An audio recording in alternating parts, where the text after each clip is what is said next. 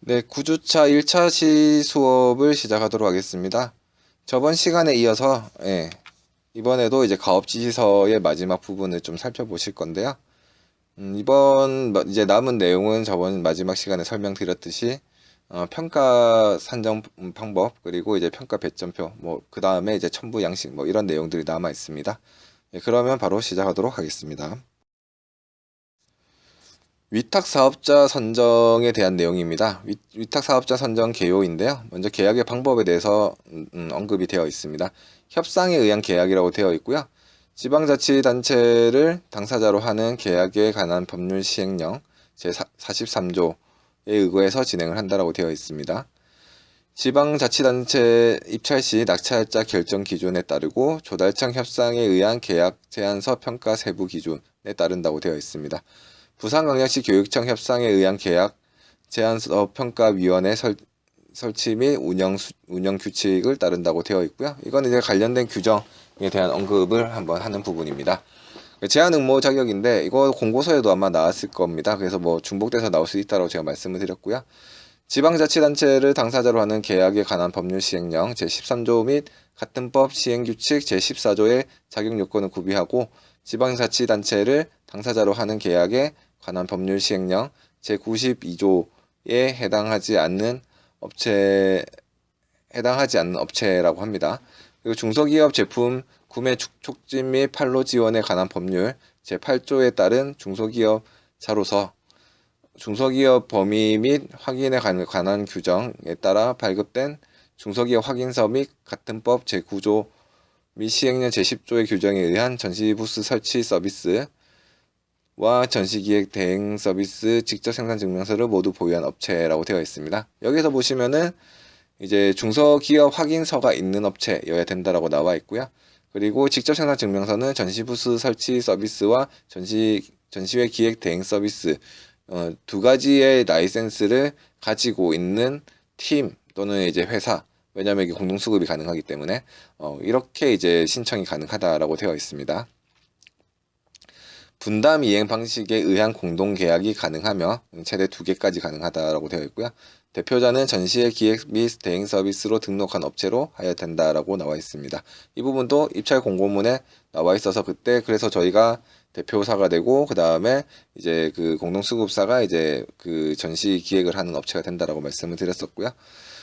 전문성, 기술성, 창의성을 발휘하여 본 사업을 역동적으로 추진할 의지가 있는 업체, 그리고 업종 코드가 기타 자유업으로 등록되어 있는 업체로 되어 있습니다. 저희도 이제 업종 코드 9901이 있는 업체고요. 그래서 여기서는 이제 계약의 방법과 제한 응모 자격에 대해서 언급을 했는데요. 입찰 공고서에 명시한 제한 응모 자격과 동일하고 일반적으로 입찰 공고서와 가업지시서 둘 다 명시를 하며 둘 중 하나의 문서에만 삽입하는 경우도 있습니다.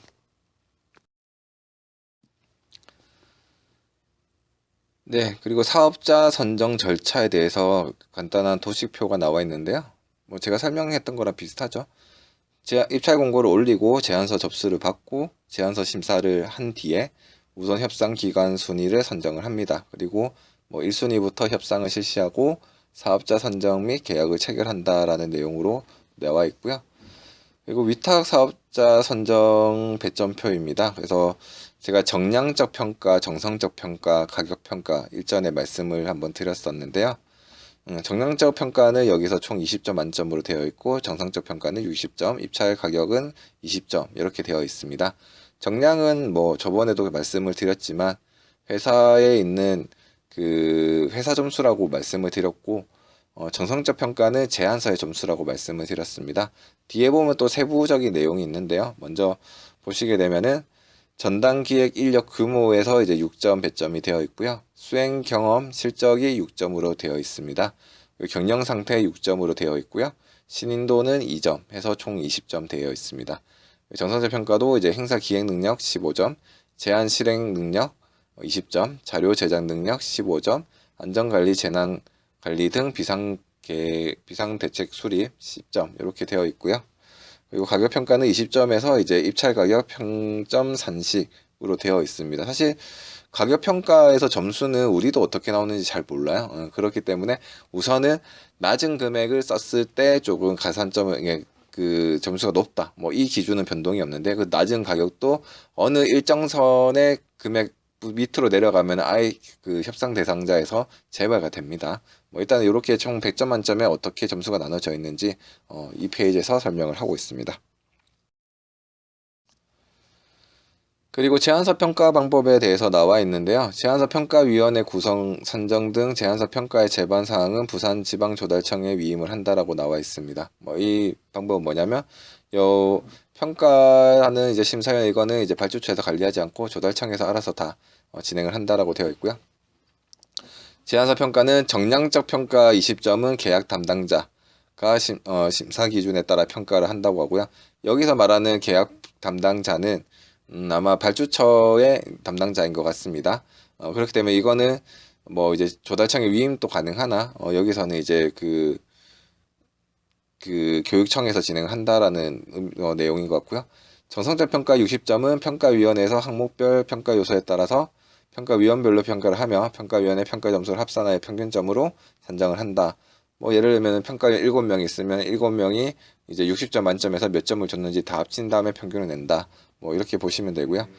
제안서 평가 결과 기술 능력 80점과 가격 20점 평가 점수 합산 점수가 70점 이상인 자를 협상 적격자로 선정을 하되 협상 순서는 고득점 순에 따라 정하며 70점 이상인 업체가 없을 시 재공고를 한다라고 나와 있습니다.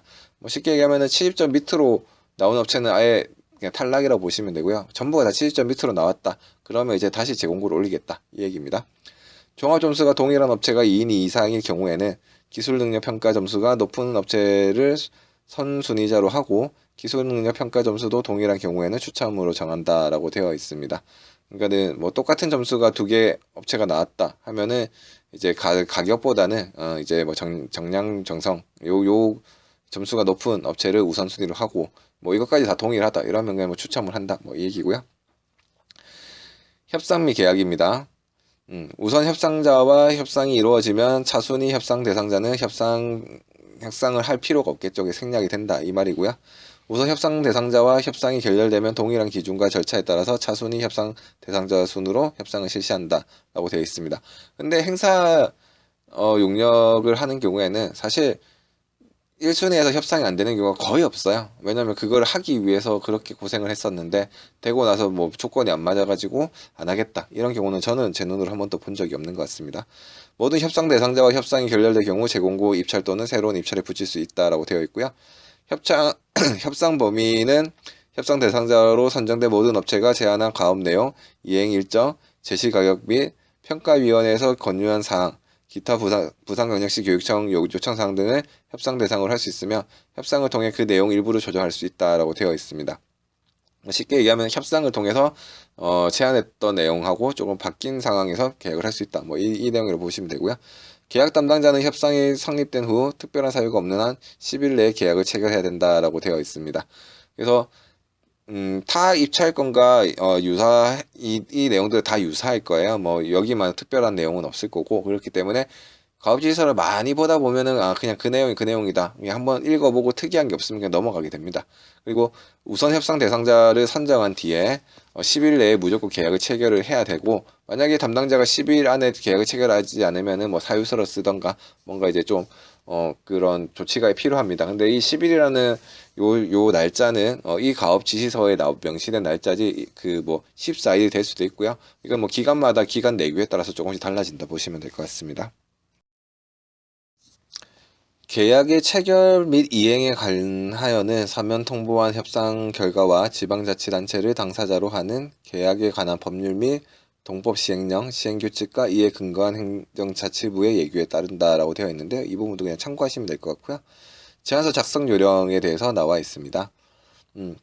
제안 개요는 제안의 목적, 범위, 전제 조건과 제안서의 특징, 장점 등을 기재를 하라고 되어 있고요. 그리고 행사 계획은 행사 계획의 창의성 및 합리성, 그리고 행사의 구성, 내용의 충실성, 행사의 실현 가능성, 그리고 개막식 주재관 설치 운영 계획의 창의성, 관련기관 협조 체계 구축 방안을 쓰라고 되어 있는데요. 여기서 보셔야 될 게 창의성과 합리성.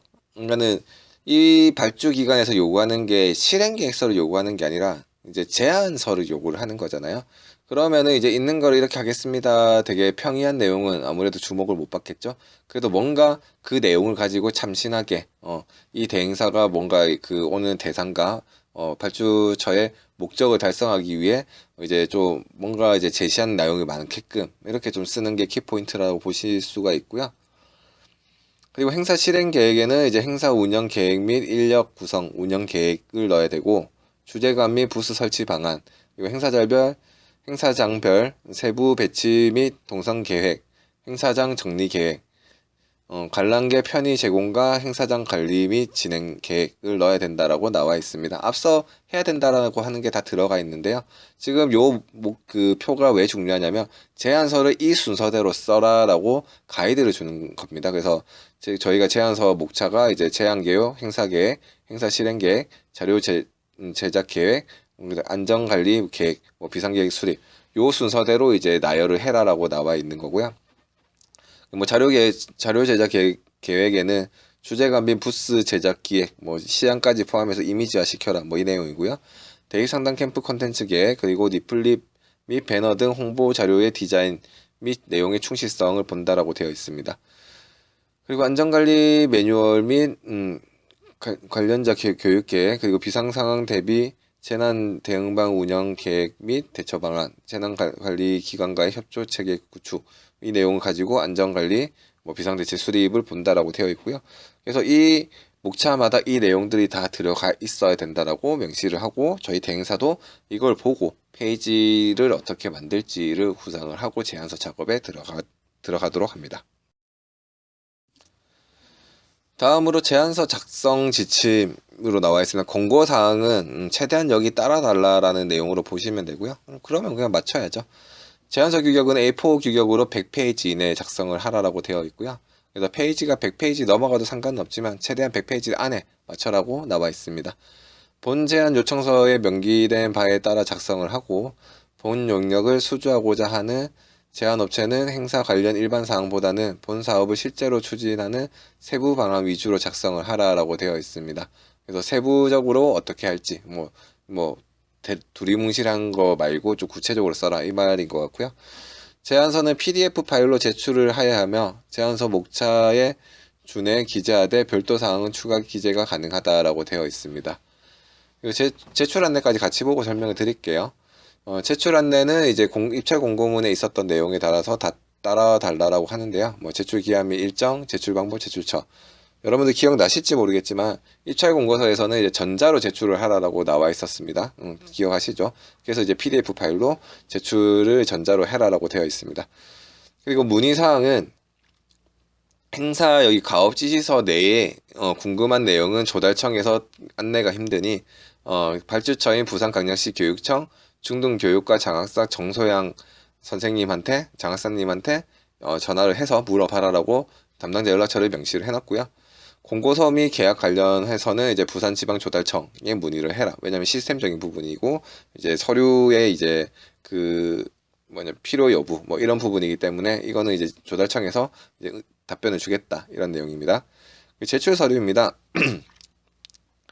일단 제가 정성적 평가, 정량적 평가 얘기했는데요. 그러면 이제 그 평가를 받기 위해서 어떤 서류를 내야 되는지에 대한 구분이 나와 있습니다.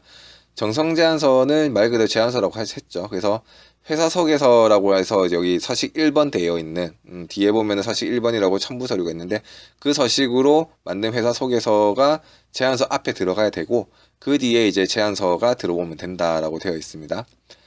그리고 정량 제안서는 입찰 참가 신청서라고 서식 3번에 그 첨부된 양식이 있어요. 그 양식에 저희 회사에 맞게끔 내용을 써서 이제 제출을 해야 되고, 사용인관계도 이제 이 공고에 그 첨부된 서식사의 양식을 통해서 필요하면 제출을 해달라고 되어 있습니다. 인감증명서는 서식이 아니라 저희가 발급받아야 되는 문서이기 때문에 인감증명서도 필요하다고 나와 있고요. 그리고 이행각서는 이제 여기 뒤에 있는 첨부된 양식에 그냥 회사 내용을 넣고 도장을 찍고 이제 첨부를 하라고 되어 있고, 수행실적 총괄표와 수행실적 증명서도 서식 6과 6-1을 참고해서 제출을 하라고 되어 있습니다. 전담 기획 인력 규모 및 참여 인력 이력 사항, 또 이제 서식 7과 서식 7-1을 이제 참고해서 제출을 해달라고 하고요. 4대 보험 가입 증명서, 이것도 이제 저희가 요 관련된 기관 홈페이지에서 출력을 받을 수 있는 건데, 그래서 요 출력에서 환불을 내라. 전달 인력 규모 확인용으로 필요하다라고 되어 있습니다. 왜냐면 저희가 직원을 뭐 아무나 막 집어넣을 수 없으니까 4대 보험이 들어가 있는 인원이 직원으로 보는 게 상식이잖아요. 그렇기 때문에 너희가 수행한다고 이제 써놓은 인원들이 다 너희 직원이 맞는지를 확인하기 위해서 필요한 겁니다. 장애인 또는 여성 기업 증빙 서류가 있으면은 이제 한 부씩 내라고 되어 있습니다. 요거도 이제 나중에 세부 평가표에 보면 나와 있는데, 이 장애인 업체, 장애인이 이제 그 대표자일 경우, 그리고 여성이 대표자일 경우에는 가산점이 조금씩 있어서 있게끔 이제 배점이 되어 있습니다. 밑에 당구장 표시로 조달청 전자 입찰 과정에서 제출 서류 및 서식이 변경될 수 있다라고 되어 있고요. 뭐 이거는 참고로 그냥 써놓은 것 같습니다.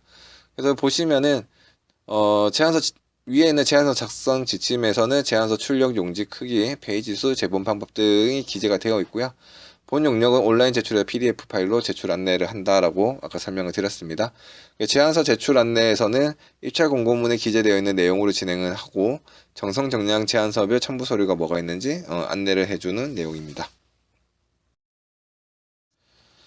그리고 제안업체 준수사항 뭐 나와 있는데요. 앞에 있는 내용과 좀 비슷할 것 같습니다. 제안업체는 본 사업과 관련하여 취득한 업무 내용에 대하여 제3자에게 누설하지 말아야 하며, 부산광역시 교육청이 요구하는 보안사항을 철저히 준수해야 된다라고 되어 있습니다. 아무래도 이제 뭐 보안 유지 때문에 그런데요. 사실 뭐 이 상황을 엄격하게 좀 표현을 하자고 하면은 이거를 그러면 수업 자료로 쓸 수도 없다라고 볼 수도 있겠네요. 예, 그렇기 때문에 요 부분에 대해서도 좀 갑자기 고민을 많이 해야 되는 상황이긴 합니다. 어쨌든 이제 이렇게 내보내지 말아야 된다라는 내용을 언급을 했고요. 행사의 주요 기능을 하청을 줄 수 없다라고 되어 있습니다. 주요 기능은 행사 및 전시장 기획, 홍보 및 촬영, 인력 운영 등 이 항목들은 이제 대행사에서 직접적으로 진행을 해라라고 나와 있습니다. 그래서 뭐 홍보를 그러면은 저희가 뭐 예를 들면은 어떻게 말씀을 드리죠? 홍보를 하기 위해서 이제 예를 들면 스팟 광고를 만든다. 그럼 그 광고 만드는 영상팀 우리 회사에 있어야 되냐? 이게 아니라 발주는 주되 근데 그 구성이나 이런 거에 대해서는 이제 아예 우리가 여기 넘겼으니 여기랑 뭐 이 업체랑 발주처랑 알아서 하세요, 이렇게가 안 된다라는 내용입니다. 뭐 그렇게 보시면 되고요. 제안 요청서 및 관련 자료는 제안서 작성 이외의 목적으로 사용할 수가 없고, 제안업체가 제출한 모든 자료 및 문서는 제안사의 권익 보호를 위하여 외부에 공개하지 않음을 원칙으로 하며, 제출된 자료 중 허위 사실이 발견되면 참가 제한 및 계약을 해지할 수 있음이라고 되어 있습니다. 갑자기 이 문구들을 보니까 여러분들한테 이걸로 강의를 해도 되는지 모르겠네요. 왜냐면 아직 과업이 진행 중이라 가지고요. 우선은 일단은 진행을 하겠습니다. 하고 여러분들 요거 외부로 발설 안 한다라는 뭔가 좀 확약을 받아야 될 것 같아요. 일단 제안서 평가 발표는 이제 공고서에 따른다고 되어 있는데요. 공고서에 일전에 왜 PC로 온라인으로 발표를 하고 평가를 한다라고 그때 설명을 드렸었죠. 코로나 때문에. 그렇기 때문에 그렇게 이제 제안 평가를 한다라고 보시면 될 것 같습니다. 네, 평가 항목 및 배점 한도에 대해서 보도록 하겠습니다. 지금 이제 나오는 것들이 이제 저희가 평가를 받는 구체적인 이제 항목들이라 보시면 되는데요. 사실 저희가 제안서 작업을 하기 전에 가장 먼저 과업짓을 보는 게 이 배점 한도를 봅니다. 왜냐하면 저희가 정량적 점수에서 얼마 정도를 받을 수 있는지, 다른 회사랑 크게 차이가 나는지 이걸 먼저 본 다음에 이 용역을 할지 말지를 결정하기 때문에, 그렇기 때문에 이 내용을 보는 게 중요하다고 말씀을 드릴 수가 있고요. 하나씩 뜯어보도록 하겠습니다. 첫 번째 이제 전담기획 인력 규모를 보도록 하겠습니다. 배점 6점이 되어 있는 정량적 평가 지표라고 보실 수가 있고요. 본 사업에 참여하는 인력 현황입니다. 그래서 10명 이상이면 6점, 7명에서 9명 이하면 5.4점, 4명 이상이고 6명 이하면은 4.8점, 3명 이하면은 4.2점, 이렇게 배점이 되어 있습니다. 그래서 저희가 몇 명을 투입하는지에 따라서 그 인원수에 맞춰서 이제 점수가 나오고요. 보시면은 여기 인원에 대한 규정이 나와 있습니다. 당해 업체에서 입찰 공고일 기준 최근 1개월 이상 근무한 경우에 하나여 인정하며 4대 보험에 가입한 증빙 자료를 제출해서 이를 입증한 경우에 하나여 인정을 한다라고 되어 있습니다. 요 최근 1개월 이상 이 단서를 드는 이유가 뭐냐면, 입찰 공고가 뜨고 나서 우리 점수 더 받기 위해서 갑자기 뭐 그 뒤에 뭐 지인들을 4대 보험을 넣는다든지 뭐 이렇게 편법을 쓰는 업체가 있을 수도 있죠. 그런 거를 방지하기 위해서 이 공고가 나오기 전에 전부터 1개월 전부터 그 근무를 한 사람이면은 직원이기 때문에 그것까지 인정을 해준다라고 나와 있습니다. 본 사업에 실제로 참여할 수 있는 인력 현황 평가, 전담 기획 인력 규모와 사업자로 선정 시 제출하는 행사 수행자 명단은 일치해야 된다라고 나와 있고요.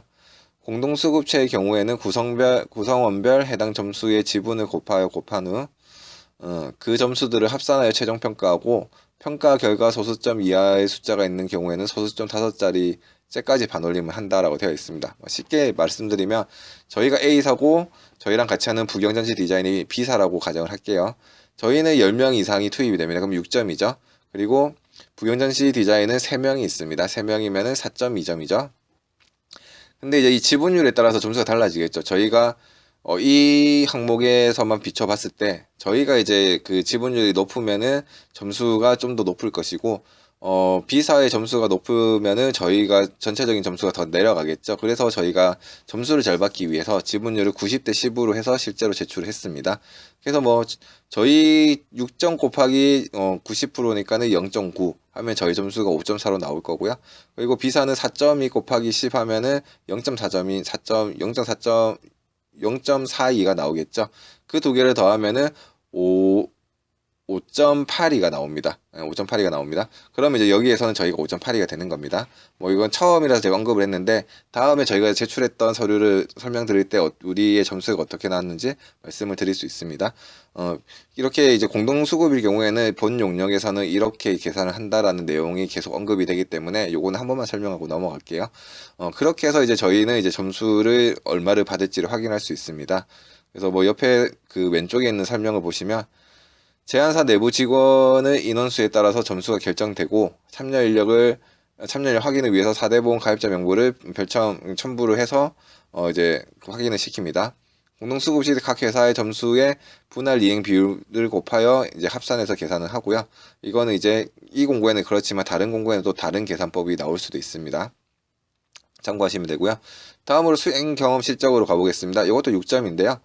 이게 이제 저희 예산이 약 2억 7,500이니까 이 금액을 기준으로 해서 이 금액 이상이 되면은 100점, 그리고 이 금액이 70에서 100% 미만이면은 90점, 90%, 그 다음에 40에서 70 미만이면은 80%, 40 미만이면 70% 이렇게 되어 있습니다. 여기에서 100%라고 하면 6점이 되겠죠. 그 기준으로 보시면 되고요.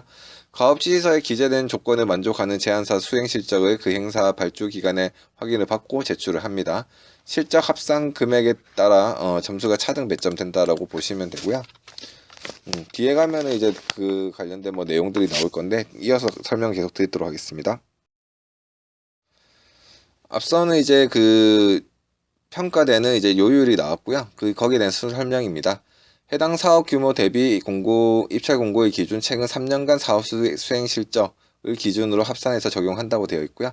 만약에 저희가 4년 전에 행사를 했던 실적 증명서를 들고 오면 효력이 없다라는 내용입니다. 단 입찰 공고일을 기준으로 최근 7년 이내에 사업을 개시한 창업기업에 대해서는 최근 7년간 사업 수행 실적을 합산해서 적용을 한다라고 되어 있습니다.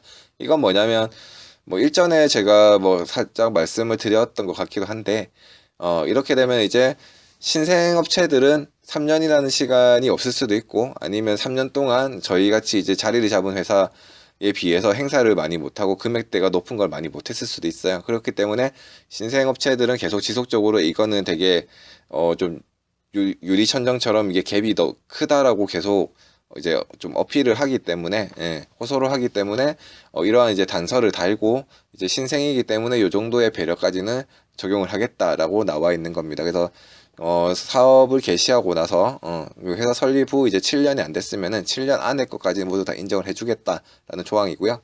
수행 실적은 입찰 공고 또는 제안 요청서 등 입찰 관계 서류에 별도로 정한 경우를 제외하고는 계약 일자 및 납품 기한에 관계없이 이행이 완료된 시점을 기준으로 평가를 한다라고 되어 있습니다.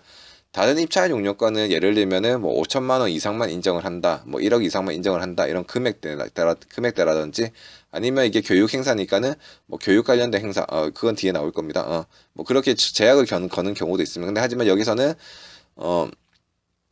그 계약 일자와 납품 기한 상관없이 뭐 금액도 상관없이 인정을 해준다. 뭐 이런 내용으로 보시면 될 것 같고요. 밑에 나와 있네요. 수행 실적은 단일 건으로 학생 뭐 초중고 이제 학생의 대상으로 한 이제 행사만 인정을 한다.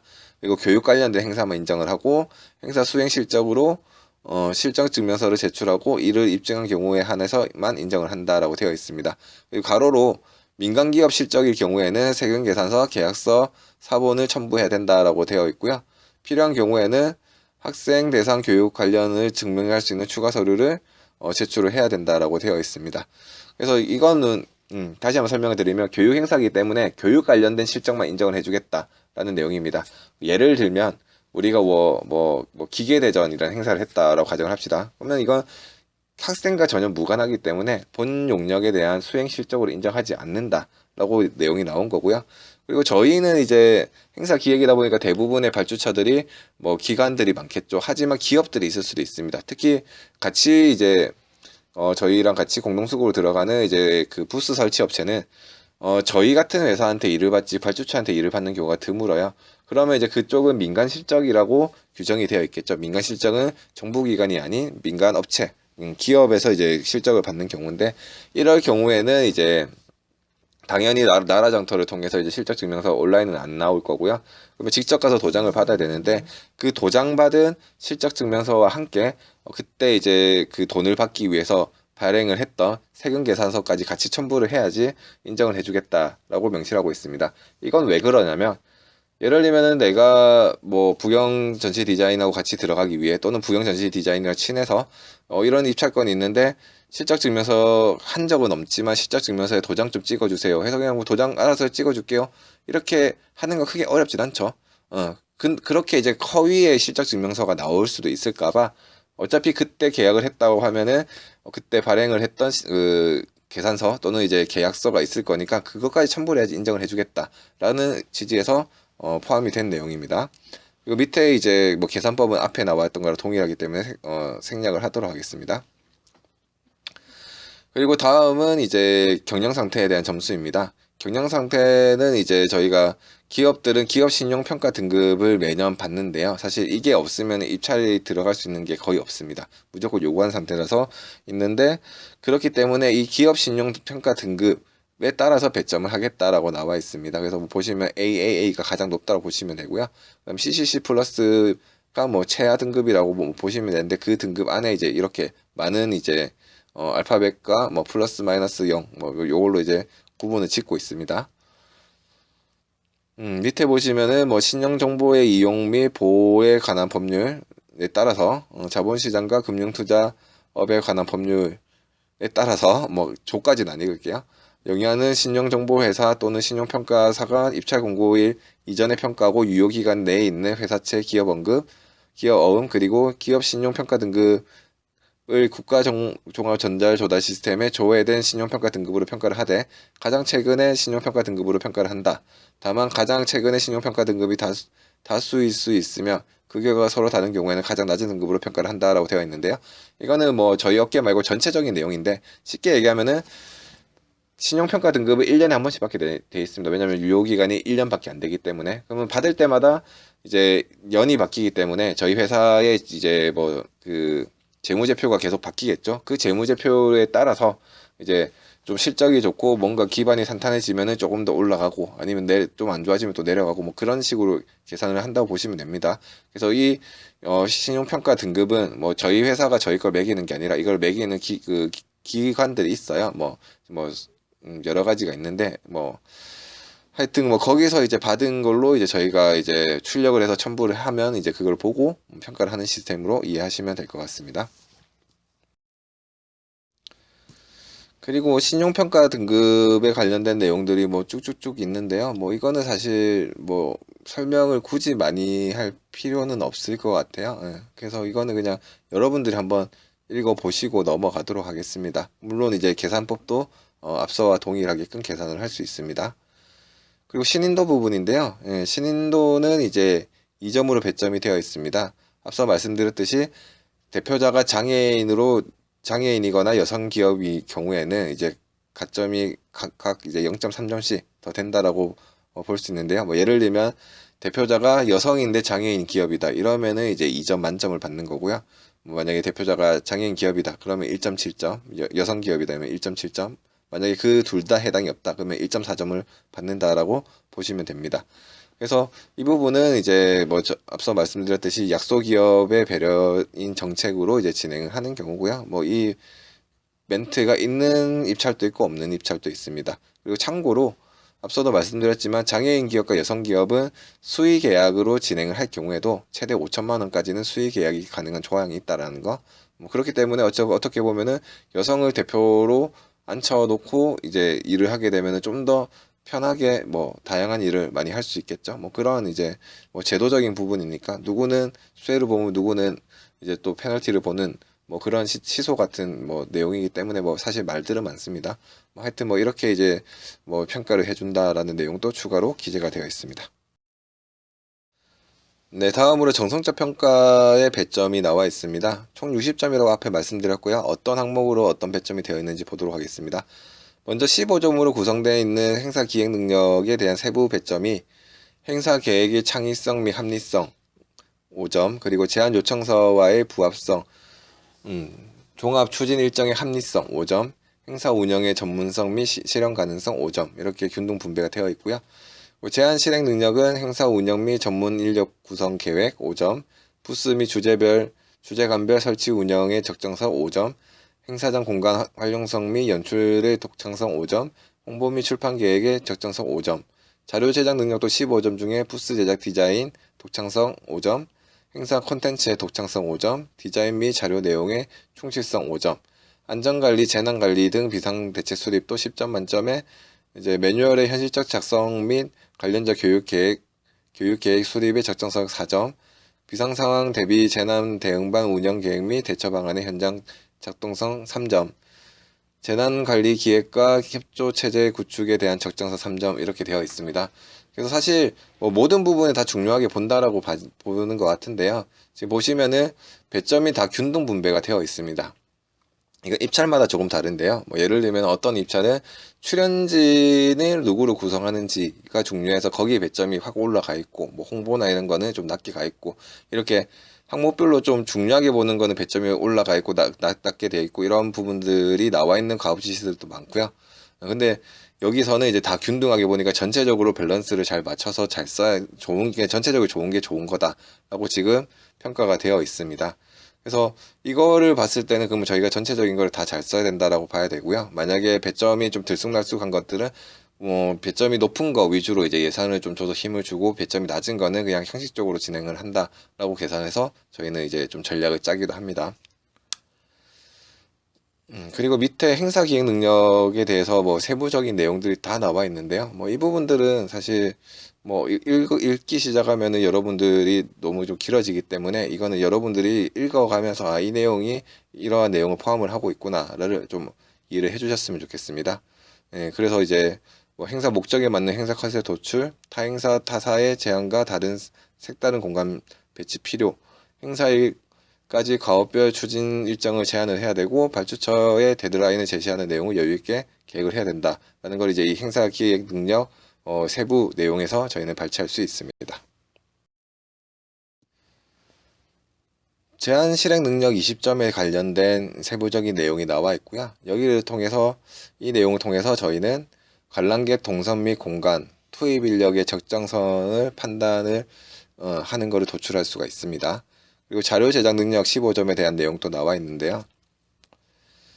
디자인 및 시안의 창의성이 중요하다라는 부분을 저희가 확인할 수가 있고, 기본 부스 타입 제안 및 독창적인 디자인을 저희가 좀 제안을 해야 된다라는 내용을 저희가 좀 도출할 수 있습니다.